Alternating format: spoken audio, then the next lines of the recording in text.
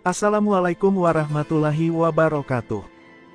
Kembali lagi bersama channel Rentang Kisah. Kali ini, saya akan berbagi informasi mengenai Pulau Sokotra, pulau yang disebut sebagai tempat tinggal Dajjal sebelum keluar jelang hari kiamat. Beberapa riwayat hadis Rasulullah menyebutkan bahwa Dajjal saat ini disembunyikan oleh Allah Subhanahu wa Ta'ala di sebuah tempat rahasia di muka bumi. Dalam keterangan dari buku yang berjudul Kiamat, tanda-tandanya menurut Islam, Kristen, dan Yahudi, oleh Mansur Abdul Hakim, Nabi Shallallahu Alaihi Wasallam pernah menyebutkan bahwa Dajjal berlokasi di suatu pulau sekitar Laut Yaman. Informasi mengenai tempat berdiam dirinya Dajjal ini diketahui melalui sebuah hadis dari Fatimah binti Qais. Dalam hadis tersebut, diceritakan tentang salah seorang sahabat Nabi, yakni Tamim ad-Dari yang pernah bertemu Dajjal dan Al-Jassasah pada masa Rasulullah. Ketika Tamim ad-Dari menemukannya, Dajjal dalam kondisi terbelenggu. Kedua tangan hingga lehernya, sedangkan kedua lutut hingga mata kakinya terikat dengan rantai besi. Hadis mengenai Tamim ad-Dari juga dikenal oleh kalangan para ulama dengan sebutan hadis Al-Jassasah.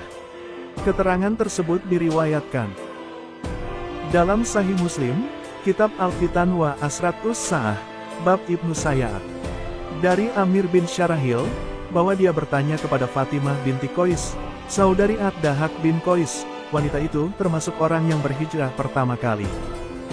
Fatimah berkata, aku mendengar suatu seruan untuk menunaikan sholat berjamaah.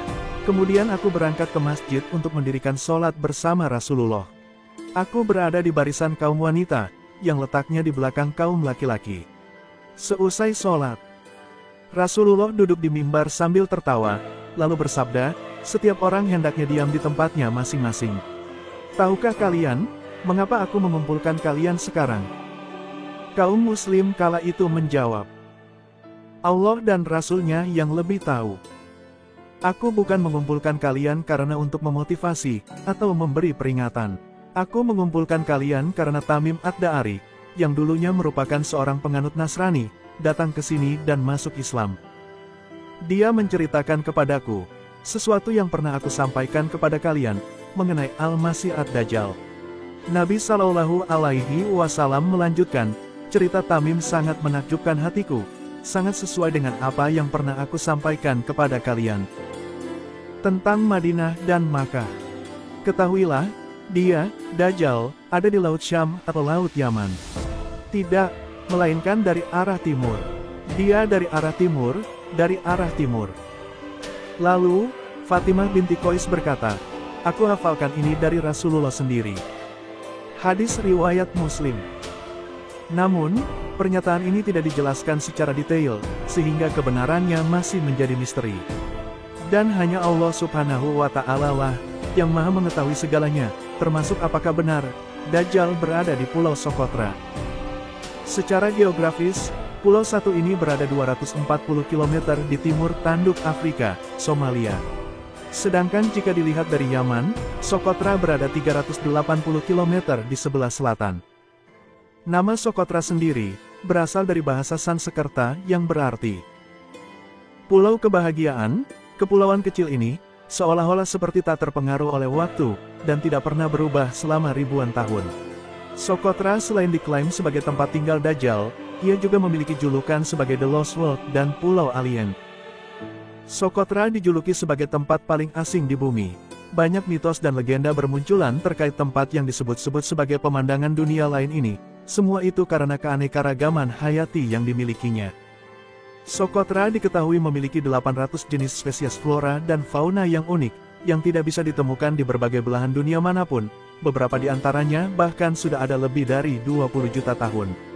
Spesies-spesies ini dapat ditemukan di permukaan bebatuan hangus. Salah satu spesies unik di Pulau Sokotra adalah pohon naga darah yang getah merahnya pernah menjadi ekspor utama. Secara ilmiah, pohon ini diberi nama Dracaena cinnabari. Pohon ini hanya ditemukan di Sokotra.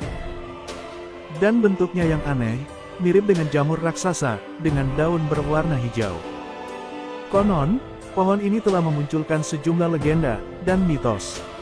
Dalam legenda, Pohon ini disebut berasal dari seekor naga, yang diubah menjadi pohon. Karena menghancurkan surga. Dari 800 jenis spesies flora dan fauna yang dimiliki, terdapat 34 spesies reptil, dan 96 jenis siput darat yang semuanya endemik. Lalu, memiliki 730 spesies ikan, 300 krustasea, 4 jenis kelelawar, dan 192 spesies burung. Keanekaragaman hayati ini, menyebabkan UNESCO mengakui Pulau Socotra sebagai situs warisan dunia pada tahun 2008. Pulau Socotra juga memiliki riwayat peperangan, hal ini terbukti dengan ditemukannya Benteng Jebel Hawari. Benteng ini konon menyingkap kisah pergolakan yang berlangsung lebih dari 1000 tahun. Salah seorang arkeolog, Julian Jansen van Rensburg, pernah meneliti soal benteng tersebut. Terungkap, benteng itu diduga berasal dari abad ke-8 Masehi, menjadikannya salah satu benteng era Islam terakhir yang tersisa di pulau itu. Socotra atau Sokatra, dalam bahasa Arab, seperti dikutip dari The National News, adalah tempat pertempuran berdarah pada tahun 1507. Perang itu terjadi antara penjajah Portugis dan para pembela yang setia kepada Syekh Mahri dari Kishan di pantai timur Yaman, dekat Oman. Kronik sejarah cukup jelas. Itu adalah pertarungan berdarah dan kekerasan. Akan sangat sulit bagi Portugis untuk merebut benteng itu, kata Dr. van Rensburg, yang telah menghabiskan 20 tahun mempelajari arkeologi dan warisan Socotra. Salah satu motif penaklukan Portugis atas Socotra adalah untuk mengontrol perdagangan masuk dan keluar dari Laut Merah. Sebab, Pulau Socotra dulu merupakan pusat perdagangan kuno orang-orang dari Roma, Yunani, dan Mesir.